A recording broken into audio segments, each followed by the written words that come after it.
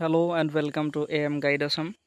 যিবোৰ কেণ্ডিডেট এইবাৰ ডিব্ৰুগড় ইউনিভাৰ্চিটিত BLLB এডমিশ্যন ল'বা তোমালোকৰ অনলাইন এপ্লিকেশ্যনটো কেতিয়া ষ্টাৰ্ট হ'ব তাৰ লগতে এডমিশ্যন প্ৰচিডিউৰ কি হয় so admission procedure online application তাৰ লগতে এন্ট্ৰেন্সত কেনে ধৰণৰ কোৱেশ্চনছ আহে এই সম্বন্ধে এইটো ভিডিঅ'ত মই ফুল ডিসকাস কৰি যাম so first of all let's begin with admission notice admission notice ইটো চোৱা লাষ্ট ইয়াৰৰ হয় 2024ত মে মাহত দিছিল এডমিশ্যন নোটিছ ইয়াতে তোমালোকৰ ফাৰ্স্ট ইয়াতে কৈছে eligibility for admission first of all তোমালোকে অনলাইন এপ্লাই কৰিব লাগে যিকোনো ল কলেজত so you have to see if you are eligible for the online application or not ইয়াতে এলিজিবিলিটি ডিব্ৰুগড় ইউনিভাৰ্চিটিত কি আছে ইয়াতে কৈছে চোৱা A candidate for admission into the 5 years BLLB honors course should have passed the HS final exam 10+2 then at least 45% in aggregate of the total marks মানে কি কৈছে তোমালোকে HS পাস হ'ব লাগিব আৰু মিনিমাম 45% ইয়াতে মাৰ্কস তোমালোকৰ হায়াৰ সেকেন্ডাৰীত পাব লাগিব তেতিয়াহে তুমি কি হয় অনলাইন এপ্লিকেশনৰ কাৰণে এলিজিবল হয় Okay, so this one is the first step for the admission process. So you have to secure at least 45% mark to apply online. Now coming to the next part. Yate tumalokor SC ST aru OBC er karone relaxation ase. If you are from SC and ST category, then 40% mark is the minimum criteria. For OBC, 42% is the minimum marks, minimum qualifying mark. Okay. Now admission procedure to তোমালোকৰ কি হ'ব online application এইটো জানিলা মই পিছত কৈ আছো কেতিয়া start হ'ব অনলাইন এপ্লিকেশন এডমিশন প্ৰচিডিউৰ টো তোমালোকে ভালদৰে চাই লোৱা ইয়াতে এডমিশন ল'ব হলে কি লাগিব the admission to the aforesaid program will be made only on the merit basis through an admission test and viva voce ঠিক আছে তোমালোকক এটা ৰিটেন এন্ট্ৰেন্স তোমালোকৰ হ'ব ইয়াতে ফাৰ্স্ট অফ অল ৰিটেন এন্ট্ৰেন্সৰ লগতে কি থাকিব ভাইবা দুটা প্ৰসেছত হ'ব অন্যান্য ল কলেজত যদি চাও আমি অনলি ৰিটেন এন্ট্ৰেন্স হয় গুৱাহাটী ইউনিভাৰ্চিটি কোৱা জেবি ল কলেজ কোৱা বা দিছপুৰ ল কলেজ বা BRM law college any law colleges throughout Assam if you see the admission is totally based on a single entrance test but for Dibrugarh University the rule is a little bit different yate ki hoy you have to attend a written entrance exam along with that viva voce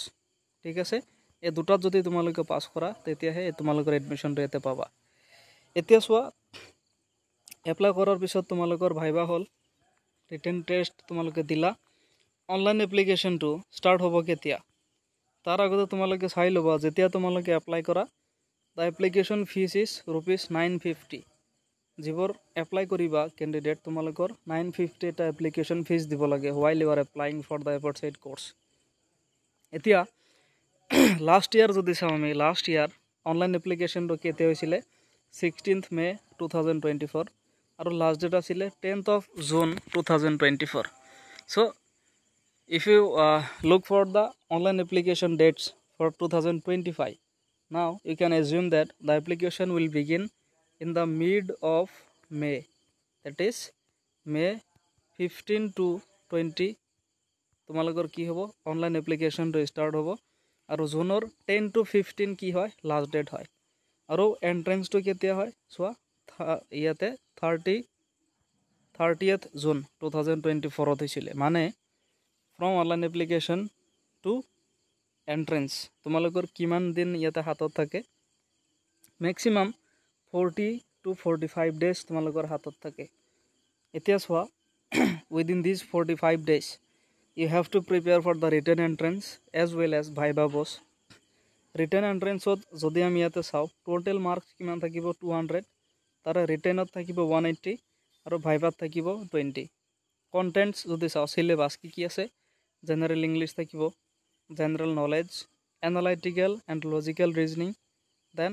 aptitude for learning law that is ইয়াক কোৱা হয় legal aptitude so এই চাৰিটা টপিকৰ ওপৰতে তোমালোকক question কিনি খুদা হ'ব আৰু ভাইবাৰ খিনি বেলেকে খুদিব এতিয়া সোৱা তুমি যদি এইখন ল কলেজৰ এন্ট্ৰেন্স ইজিলি ক্ৰেক কৰিব খোজা এইখিনি বস্তুৰ ওপৰত তোমালোকৰ কমেণ্ট থাকিব লাগিব আৰু প্ৰিভিয়াছ ইয়াৰত কি টাইপৰ কুৱেশ্যন আহিছিলে তুমি তাৰ সম্বন্ধে জানিব লাগিব সো তোমালোকক মই যাতে এডমিশনটো সহজে পাব পাৰা তাৰ কাৰণে এটা স্পেশাল ক্লাसेस মই কৰাই আছো তোমালোকক একদম এন্ট্ৰেন্সত সিট পোৱাকে মই ভালকে প্ৰিপাৰেচনটো মই কৰাই আছো যদি তোমালোকে মোৰ এন্ট্ৰেন্স ক্ৰেকিং স্পেশাল ক্লাसेस ইয়াতে জয়েন কৰি লোৱা এটা ফিচাৰ হয় মোৰ ক্লাছৰ গুগল মিটত তোমালোকক ডেইলি লাইভ ক্লাसेस কৰাম যিখিনি নোটস আৰু মেটেৰিয়েলস লাগে গোটেইখিনি তোমালোকে পাই যাবা পাৰ্সোনাল গাইডেন্স পাবা ৰেগুলাৰ হোমৱৰ্ক থাকিব আৰু উইকলি এটাকে মক টেষ্ট তাৰ লগতে তোমালোকক মই প্ৰিভিয়াছ ইয়াৰৰ যিখিনি কুৱেশ্যন আছিলে গোটেইখিনি কভাৰেজ কৰাই দিম আৰু 2025 কাৰণে যিখিনি লাগে মেটেৰিয়েলস অনলি এন্ট্ৰেন্স ওৰিয়েন্টেড মেটেৰিয়েলস তোমালোকক মই প্ৰভাইড কৰিম আৰু তেনেকৈ গাইড কৰিম যিখিনি এন্ট্ৰেন্সত লাগে সেইখিনিহে মই তোমালোকক দিম সো মোৰ ক্লাছৰ এটা ফিস হয় 3000 रुपीस এটো ফিস একেবাৰে এডমিশন হোৱালৈকে তোমালোকে মোৰ ফালৰ পৰা গাইডেন্স পাবা অনলি 3000 ইজ দা ফিস তোমালোকক টোটালি এন্ট্ৰেন্সৰ মানে যিখিনি প্ৰিপাৰেচন কৰিব লাগে মই কৰাই দিম জাস্ট ফলো কৰিলে হল যিকোনো ল কলেজত তোমালোকে এডমিশন পাবা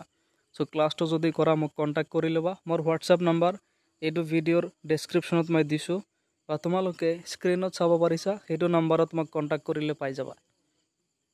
সো ডিব্ৰুগড় ইউনিভাৰ্সিটিৰ ওপৰত যদি কাৰোবাৰ কিবা ডাউট আছে তোমালোকে কমেন্ট সেকশনত খুদিব পাৰা আই থিংক যিখিনি কন্টেন্ট আছিল এইটো ভিডিওৰ মই গোটেইখিনি কভাৰ কৰিছো এইটো ভিডিও আজি মই ইমানতে সামৰিছো কাৰোবাৰ ডাউট থাকিলে কমেন্ট সেকশনত জনাবা আৰু যদি তোমালোকে ইয়াতে এডমিশন ল'ব খোজা তেতিয়াহলে মোক কন্টাক্ট কৰি লবা মোৰ হোৱাটসঅ্যাপ নাম্বাৰ ইয়াতে আছে so thank you so much for watching the video have a great day